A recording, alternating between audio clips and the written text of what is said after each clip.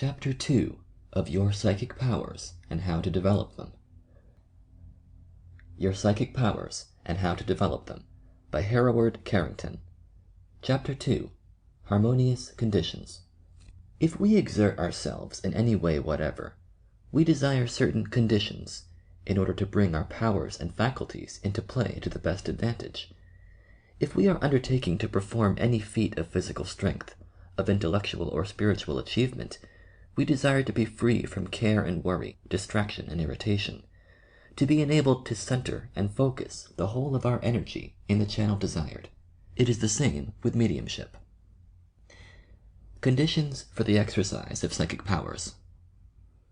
Professor Flerney of Geneva writes in this connection, quote, "As to the influence of various physical and mental conditions upon the exercise of mediumship, my correspondents are unanimous in condemning as absolute hindrances, or at least grave obstacles to the production of phenomena, all such causes as physical exhaustion, disturbing emotions, uneasiness, absorbing thoughts, fatigue, enervation, etc. The conditions required for the successful exercise of mediumistic powers are the same as for the voluntary exercise of any other power: a state of good health, nervous equilibrium, calm, the absence of care, good humor, sympathetic surroundings, etc. Many insist upon moral elevation, purity of conduct, noble aspirations, altruism, etc., saying that these things strengthen mediumship, while the lower sentiments, such as cupidity, pride, jealousy, etc., are the cause of much loss of power. Others have insisted that certain physical conditions have a propitious effect: silence, semi-obscurity, good ventilation, fasting, etc." End quote. Necessity for conditions. Those who do not understand the laws of spiritualism have contended that the conditions demanded by mediums are often absurd, for the reason that they permit trickery. If the conditions permit the practice of fraud, they should not be allowed. Beyond this, any conditions required by the medium should be granted, for the medium alone is the one to know what these conditions should be.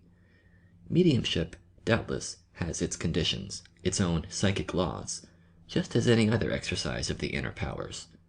Many skeptics do not see this. They say, if you can produce these phenomena, you must be able to produce them at any time, just as we can always produce the same effects in a chemical or physical laboratory. Why all this fuss about conditions, etc.? But they fail to take into consideration human nature and the fact that psychic laws and physical laws are different. We can easily prove this. Conditions in art. Take any musical composer, or any artist who paints, and seat him at a table with instructions to compose a sonata or paint a wonderful picture within half an hour. Suppose that during all the time the work is in progress, noise and flurry is constantly going on in the same room. The desk at which the artist works is being shaken, children are continually running in and out of the room, etc. Do you think that, under such conditions, a masterpiece in either music or art could be produced? Could a poet compose a sonnet under such conditions? Certainly he could not. The exercise of mediumistic power is assuredly as delicate, as subtle, as refined, as easily disturbed, as any of these productions of the genius of man. How absurd, therefore, to pretend or contend that mediums should be able to exercise their powers whenever they want them, under any conditions, and to contend further that if they fail to do so, they are therefore frauds and humbugs. For the successful exercise of mediumship or psychic power in any direction, the essentials which have been mentioned above must be fulfilled, as well as any others which the medium may feel are required. These must by all means be granted, for if they are not, it is highly probable that no phenomena at all will be obtained. Harmony all important. Harmony is the keynote of successful mediumship, harmony of physical, mental, and spiritual life. This is only carrying to its logical conclusion what we observe every day all around us. Have we not all felt immediately upon meeting certain persons that they were attractive or repellent to us? We felt either drawn or repulsed inwardly for no reason that we could define.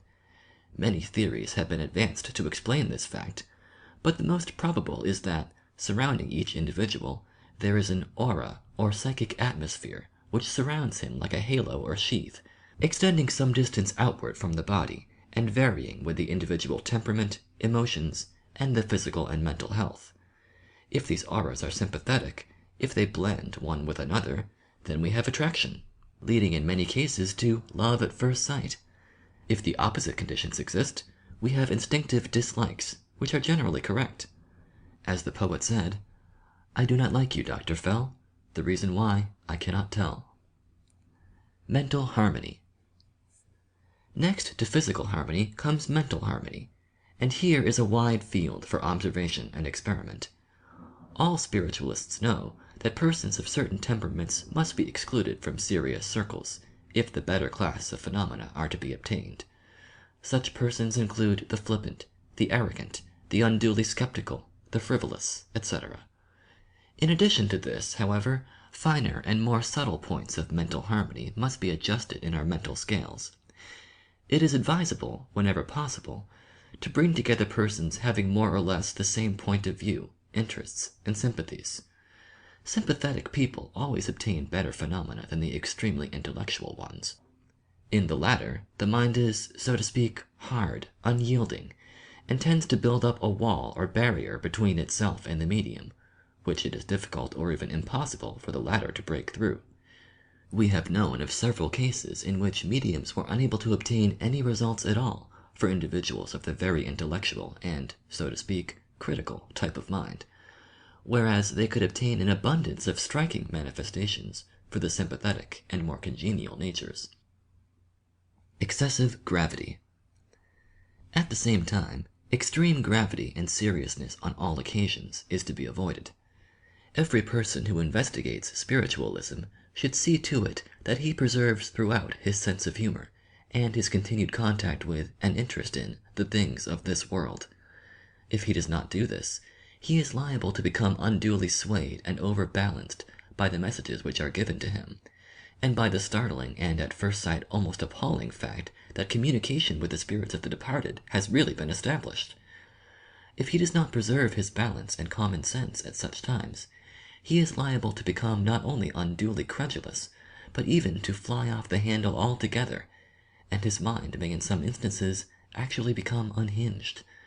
Be careful, therefore, to keep the compartments of your mind watertight, as it were, and not allow your interest for the things spiritual to overflow and swamp your interest in things material. Spiritual harmony. Next we come to spiritual sympathy and harmony, which is perhaps most important of all in the formation of successful circles.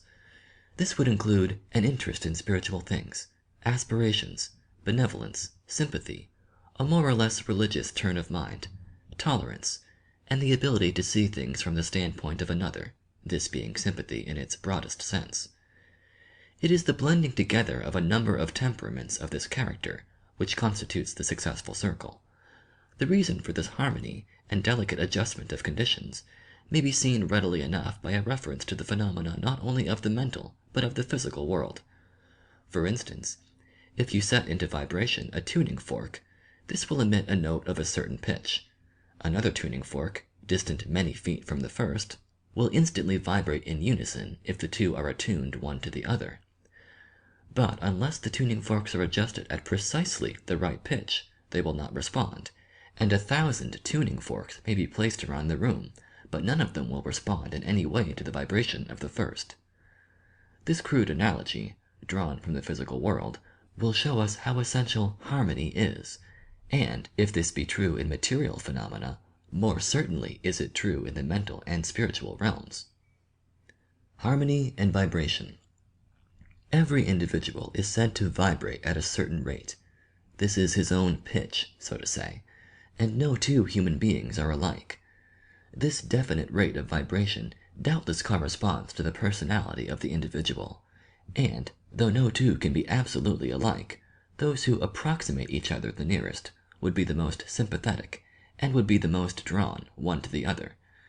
And if this is true of spirits incarnate here in this life, it is doubtless true when applied to the relations between our own spirits and the spirits of those who have passed over. There is an old saying that like attracts like. If the tone of the circle, and if the individuals composing it is high, the aspirations elevated and pure, that circle will attract to it spirits from the other side having the same vibrations as itself. The circle will, in fact, only come in contact with good and not evil spirits. Certainly there are exceptions to every rule, but the above is the general law which may be stated in broad terms as true. For, were this not the case, we might contend that no such thing as justice existed in the universe, and that chance and not moral law held all in its sway. But we know that this is not the case, inasmuch as we feel assured in our heart of hearts that beauty, truth, and justice are the foundation stones upon which this universe is built. We might rightly suppose that this is in every case the truth, and that a circle formed by serious-minded investigators, having in view only the highest and best motives, would draw to them helpful and loving spirits from the great beyond, and the history of spiritualism proves this to be the fact. How to fit yourself for a circle. The method you should follow to fit yourself most effectually for becoming a member of one of these advanced circles is as follows. You should perfect and make as wholesome as possible the physical body in which you live. This is brought about by paying particular attention to the diet, and by taking an abundance of exercise, deep breathing, and frequent baths. Many spiritualists have become vegetarians with this object in view, and also non-smokers and abstainers from alcohol. Tea and coffee are also debarred in some quarters, but such strict measures are usually advised only for those who are striving for individual spiritual perfection, and need not necessarily be followed by one who is a member of a large circle. Of course, such measures cannot fail to benefit an individual in any case. The keystone of the arch. Cultivate cheerfulness, altruism, and a simple, wholesome point of view, banishing fear as you would the devil, and never allowing it for a moment to dominate or enter into you. Preserve a sane religious balance, and endeavor in any way possible to cultivate sympathy for the point of view of others, no matter how prejudiced and narrow it may be. Keep your mind lifted up, elevated, and, as Andrew Jackson Davis said, under all circumstances keep an even mind.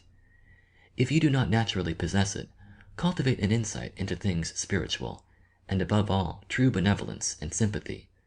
This is the keystone of the arch erected to and supporting self-perfection. End of chapter 2.